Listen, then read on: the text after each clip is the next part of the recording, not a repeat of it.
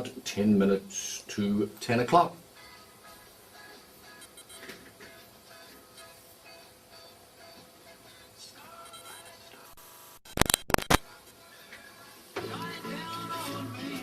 I said to you that day, maybe, I said to you that day, we did that thing out at the housing thing, yeah. This, I reckon, is the best Australian rock and roll. Yeah, I know, yeah, I noticed that. I think you're right, you know, not being biased. I try not to be as biased as I can. I listen to it, and there's something alive in it. You know, it's an totally individual song.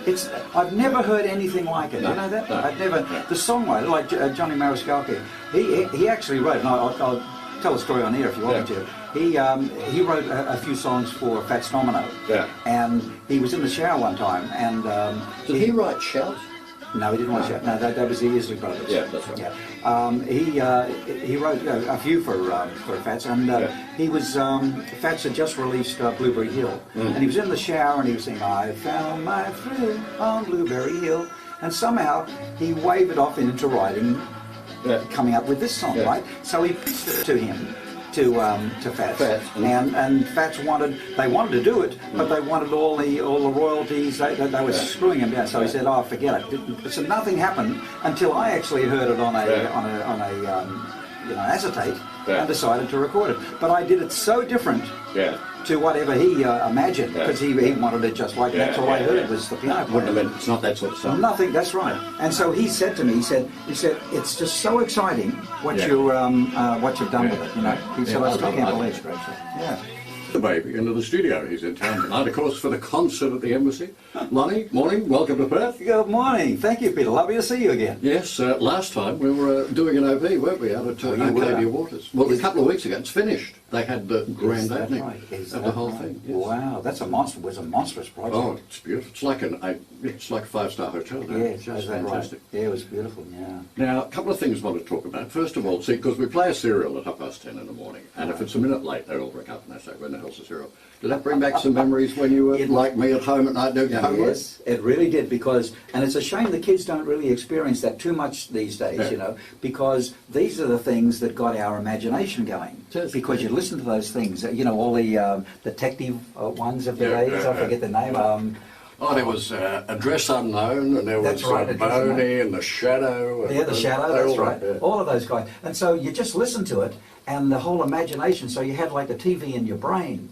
Whereas today you just sit in front of the TV and there it is there, you haven't got to think about it. But it was a wonderful medium, and I'm so pleased that places are still doing it. They love it. Yeah, they absolutely love it. And we had one when I first started doing this about 4 years ago, which seemed to go on forever and ever. And it was just the most amazing, because people, like if you were 30 seconds late, where is it? All the little lights are lit up. They say, "What the hell are you doing?" That's right. Now, while you're saying this, I remember there was one, and it was like episode 5796, When a Girl Marries. Yes. Remember that one? Yes. Yeah. Well, we had the Castlereagh line. And the Castlereagh line. That was a good one. I think 900 episodes or something. I think. Yeah, that was I thought I was going to be on the pension and long service.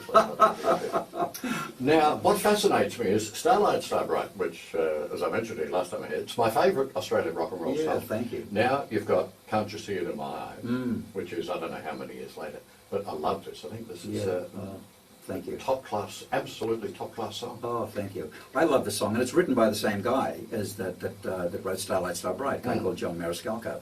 And he's quite an elderly guy. Well, not so much elderly, I suppose. Yeah, well, that's true. That's why I said it's not so much elderly.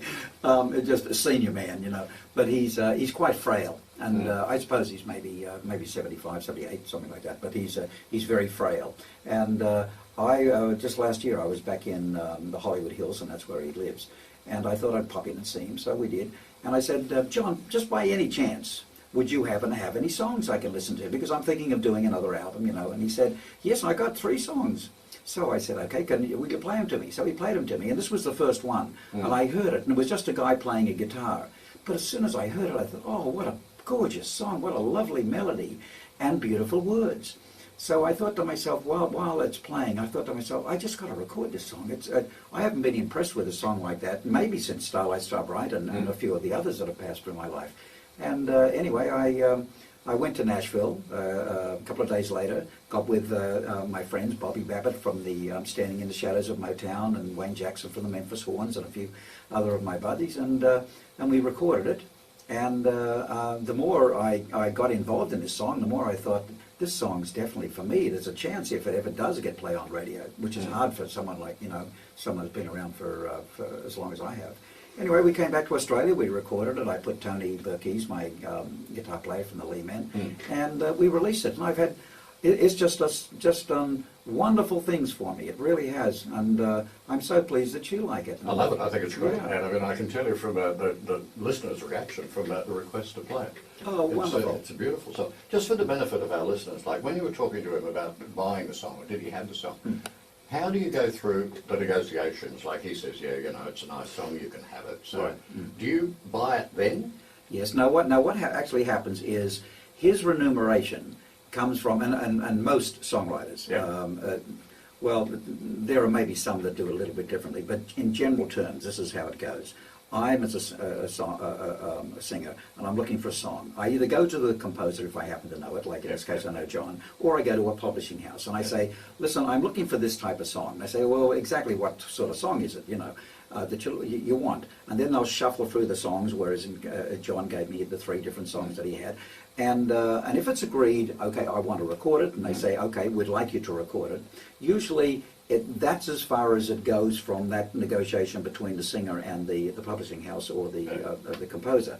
I just go ahead and do it. Now, what happens? I've got to notify like a union body. It's called like APRA. That's right, exactly. In this country, it's APRA, and over there it's BMI or ASCAP. In Europe, it's CSAC. And I let them know that I'm recording this song.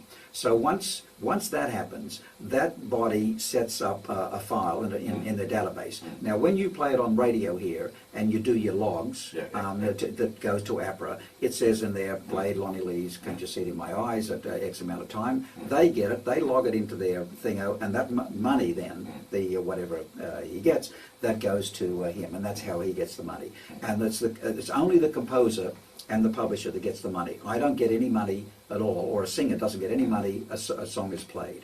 The only remuneration a singer gets is when the CD is sold. When the CD is sold, Just tell me out of curiosity as well now, at your age, I mean we're not fooling around, but at your age, how tough is it for you to get promotion, to get airplay on stations that aren't, for example, like here? I mean, I was saying to you off air, I mean, I'll play you, I'll play Maria Callas, I'll play Glenn Miller, I don't mind. So long as it's a good song, it's a good song, regardless of who sings it. That's how it should be. But how tough is it in the commercial market? Oh, God. Peter, let me tell you. How long have you got? Dear, have you seen, look at my wrists. See the marks on my wrists? No, it's really, really difficult. It really is. In fact, it's beyond even imagination. I try to tell some of the people after the shows that come up, or people who write to us, send me emails or whatever, and they say, I can't hear the song. I called the station umpteen times. They say they're not going to play it. Why not? And I got to try and explain to them why they don't. And it's very difficult coming up with a very logical explanation, because the explanations are very, very biased. They're not logical at all. Now, for example, there's a station in Sydney that plays, they call themselves Hits and Memories, right? So they play all the old songs as well as every now and then a new hit, which is very similar. And so this, up to about 10 years, 12 years ago, they used to play Starlight Star Bright and all my old big hits because I was a memory, right? But what happens is every year, they only go back like 25 years. So every year that goes forward, like next year it's 2006, they'll drop off a year back there. So when it goes back 25. So all those songs that you happen to like in that year, you're not going to hear again on this station because they won't play them, that they're moving ahead.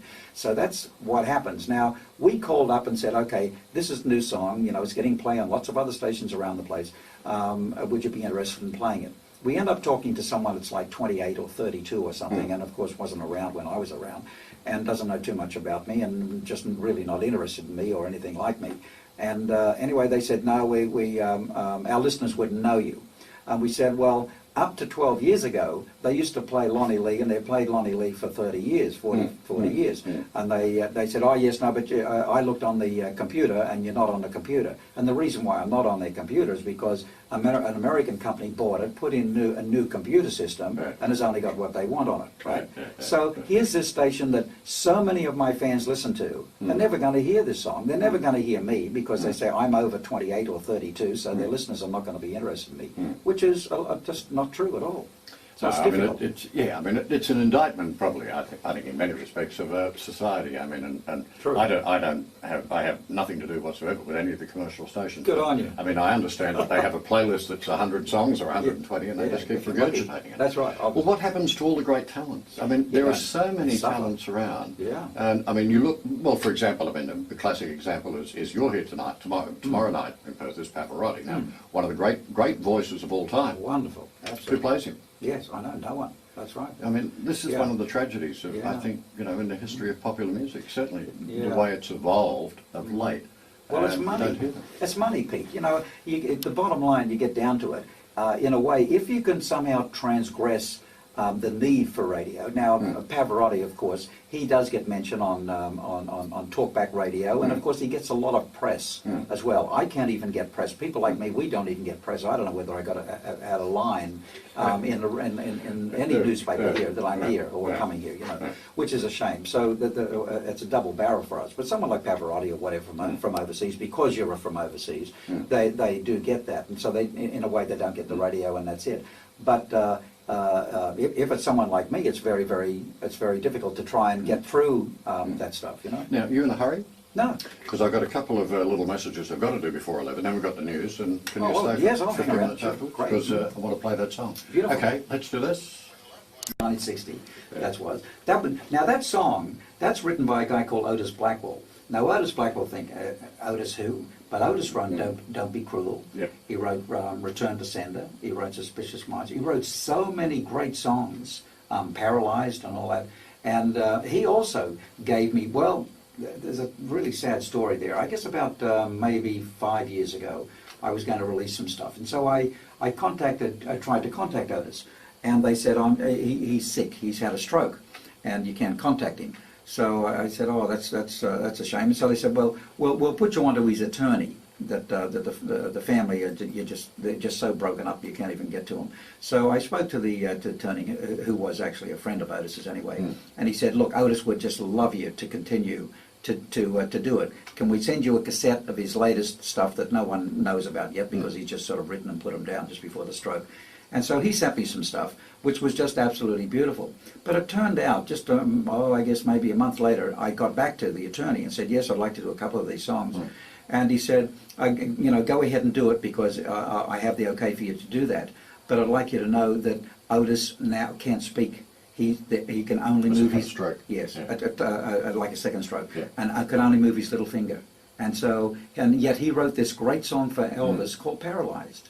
I mean, it's real strange stuff going on there. But a very talented man. But that's also one of my favourite songs that I recorded. Yeah. It was interesting. I didn't see the program last night, but Brendan was talking about it this morning. Channel 9, I think it was Channel 9, had a program on last night about the most influential songs in Australian rock and roll history. And Friday on My Mind was evidently voted the most influential. Would you put that up there with the best of them? No, not really. I'm not knocking the song at all. I know the guys very well who wrote it, but no, I wouldn't put that. But I do understand why. It's because it was at the beginning of an era. It was like the second wave. Yeah. What really I was, and me and people like me, even Elvis and all that, we were like the exciting end of the crooner era, the 50s, the wonderful stuff that was going on there, that Johnny Ray and all that really epitomized. And then they came into a backbeat, and that of course was rock and roll, and that was it. Now, when it went down, when the new youth came through, and they were the baby boomers, because most of us guys were born in the late 30s or the early 40s, the very early 40s. Now the baby boomers were born after the war, most of them, because that's what the whole thing is about. Everyone came back from the war, they married and had kids and all that, and they came out with the second wave, which was, of course, was the Beatles, which was the English thing. Now in this country here, the first most successful group that came out, similar to the Beatles, were the Easy Beats. The Easy Beats. You know, of course, you had Normie, Normie Rowe, who was incredibly successful, and was the epitome of the pop star of that second wave. You know. And a few other guys, but no, I wouldn't really say that that song would deserve that. Was that over American songs and English songs? And I think Australian songs. Oh, Australian songs. Australian songs, yeah. I mean, I would have thought it's up there probably in the top 5, but yes, I think definitely in the there are top 5. other songs. Hello, June. Yes, June. Well, you can talk to him. He's here. Hello, June. Fine, thank you. Oh, okay. You would. Oh, bless his heart.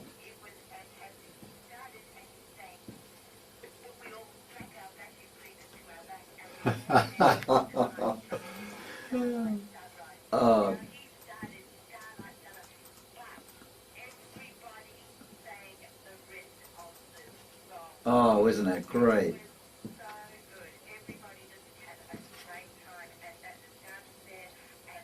Oh, wonderful.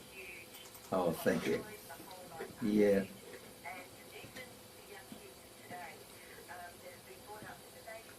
Mm.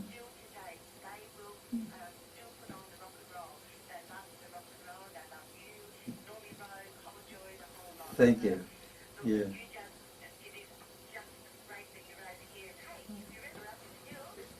Come see you. Absolutely. The Kalamunda Pub. Good on you. Beautiful. Thank you for telling me that. That's wonderful. Listen.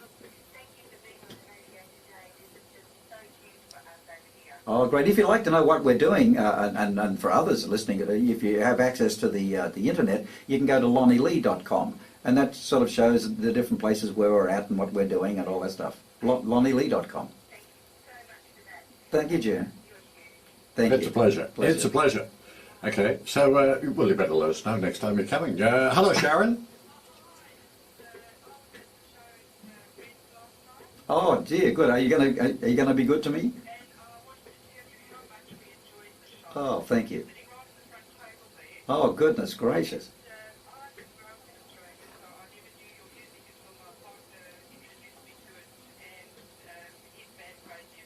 Oh, thank you. Oh, great.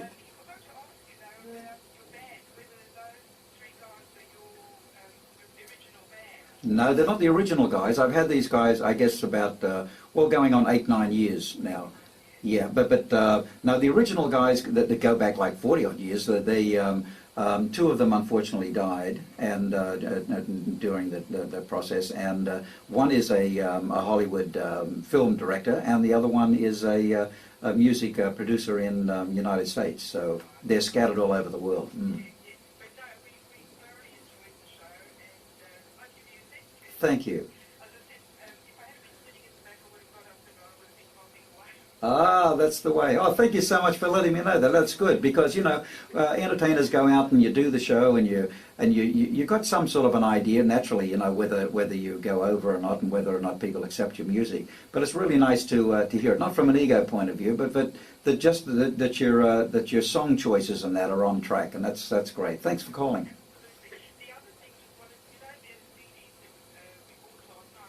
Hmm? Yeah, some of them are. You can. Yeah, Adrian's got them. Yeah, that's right. Adrian at Abbott's, isn't it? 939 Sharon 9390 5552.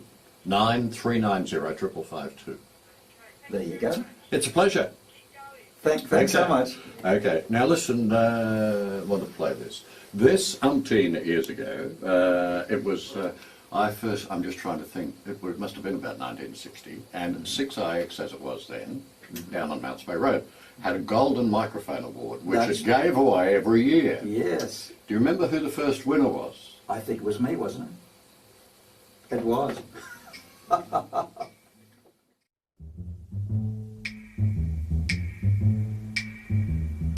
I found a new love. She is a true love. I found a new love to last me all of my life. I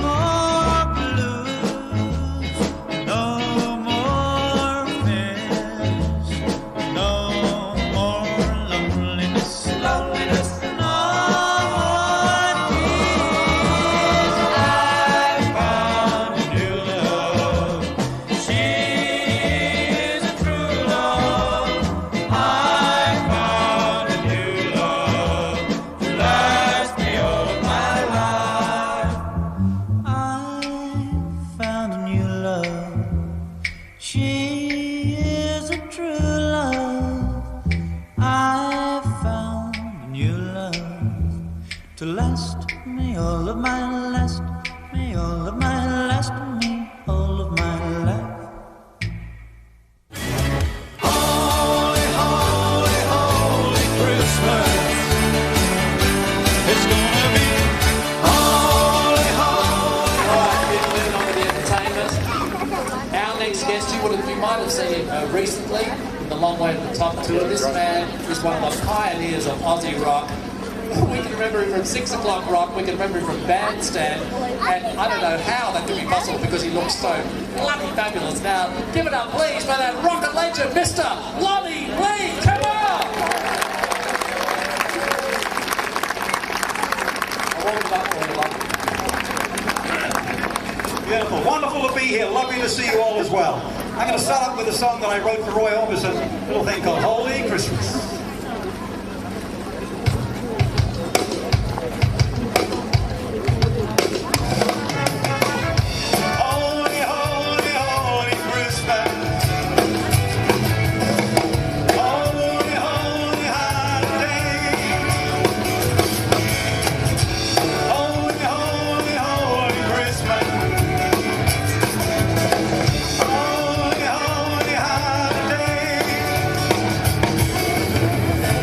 Trees with things on, bells that ding dong, shiny stars that light up every now and then, all colored, golden jangles, silver bangles, lots of pretty presents laying on the ground, lighted candles, pretty paper, stockings hanging, waiting on the shelf.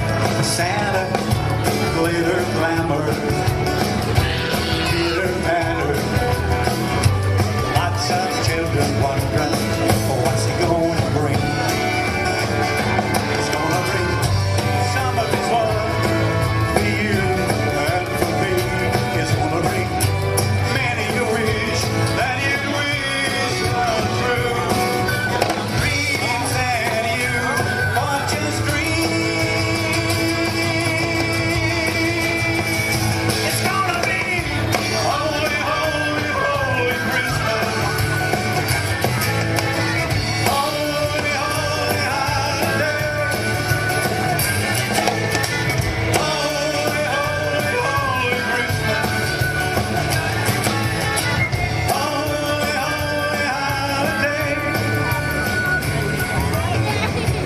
Young or older, soft or bolder, big or smaller children waiting all around for Santa. You and I know why the love flows and the feeling comes each time as we approach December. Trees with things on, bells that ding dong, shiny stars that light up every now and then, all colors, glimmer, glamour, pitter patter, tiny children wondering, what's he gonna bring? He's gonna bring that for you and for me. It's gonna be many a wish that you wish come true. Dreams that you want to dream. It's gonna be holy, holy, holy Christmas. Holy, holy holiday. Holy, holy, holy Christmas. Holy, holy holiday.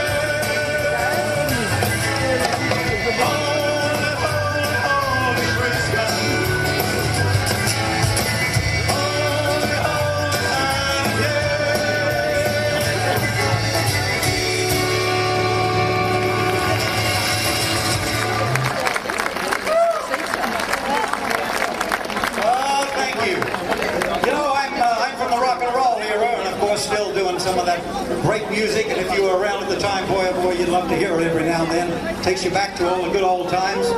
But rock and roll and Santa Claus and Christmas have been together for a long, long time as well. And here's a great little rock and roll type Christmas song. I want you all to sing if you want to, if you know the words. If you don't know the words, doesn't matter, just throw anything in, because that's what I'm going to be doing.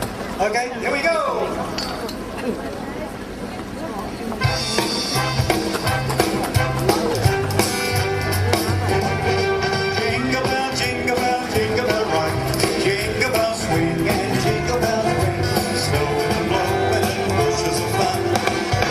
Jingle bell has begun.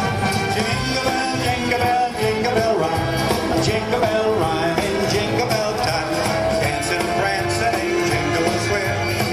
In the frosty air, what a bright time. It's the right time to rock the night away. Jingle bell time, it's a swell time to go riding in a one-horse sleigh. Get up, jingle up, pick up your feet. Jingle around.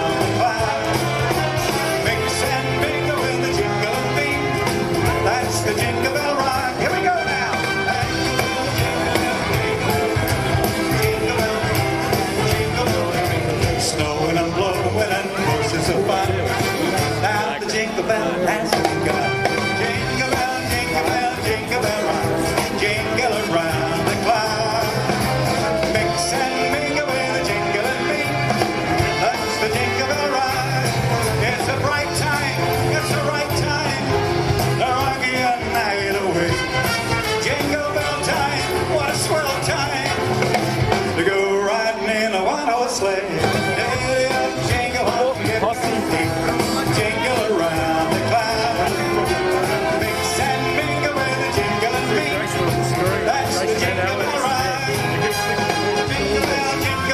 Jingle bell ride. Jingle bell ring and jingle bell swing. Snowing and blowing and jingle bells wear. The jingle bell has begun. Jingle bell, jingle bell, jingle bell ride. Jingle around the clock. Mix and mingle with a jingle and beat.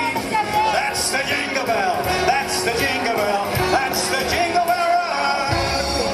Yeah. Lovely to hear and watch you sing. Lovely to see all the kiddies as well. It's a wonderful place to have it, isn't it? Yes, tremendous. I may come down here next year and be sitting down there with you as well. Okay, we're gonna get everybody singing along here, and if you get your little sheet, because we're gonna hark the herald angels sing. Okay, I want you to all join in. Here we go. Gonna look for something to eat. Yeah. Okay, tell Uncle John. John, we're going to get something to eat. John, hey, let's get come with me. This way.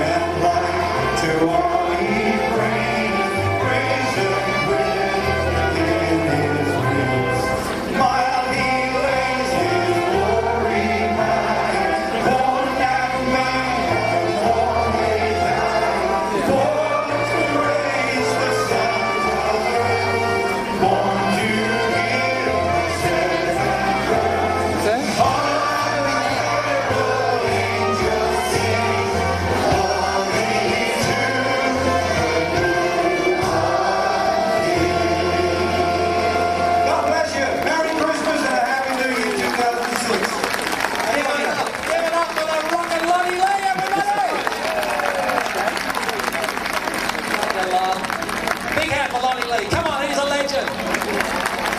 Oh, Oh, but now, you got your candles, kid? Some people call me a teenage idol. Some people say they envy me.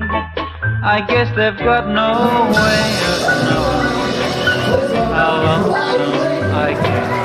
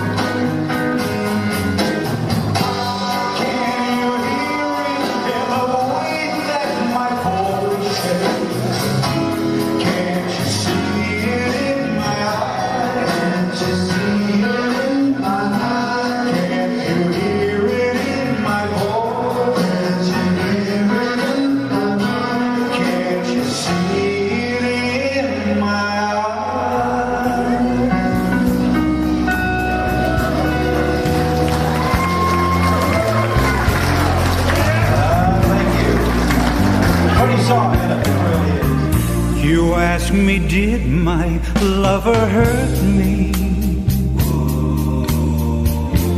Can't you tell by the tears in my eyes? Can't you hear it in the way that my voice shakes? Can't you see it in my eyes?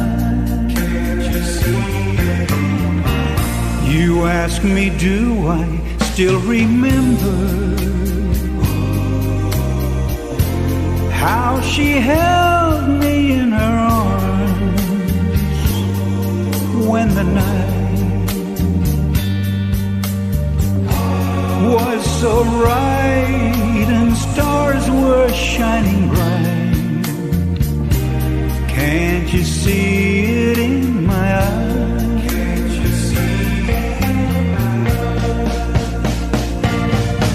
Her kiss set a flame in my heart. Her love brought a feeling so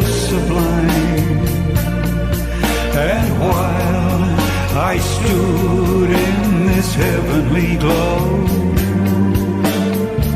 She turned away and let me go. And still you ask me, do I love her? After all that's said and done, she's still the one. Can't you hear it in the way that my voice shakes? Can't you see it in my eyes?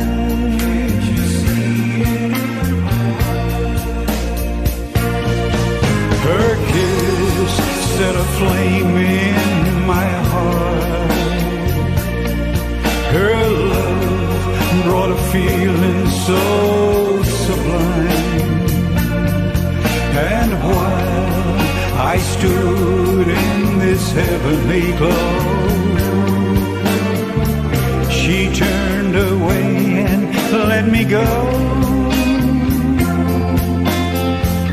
And still you ask me, do I love her?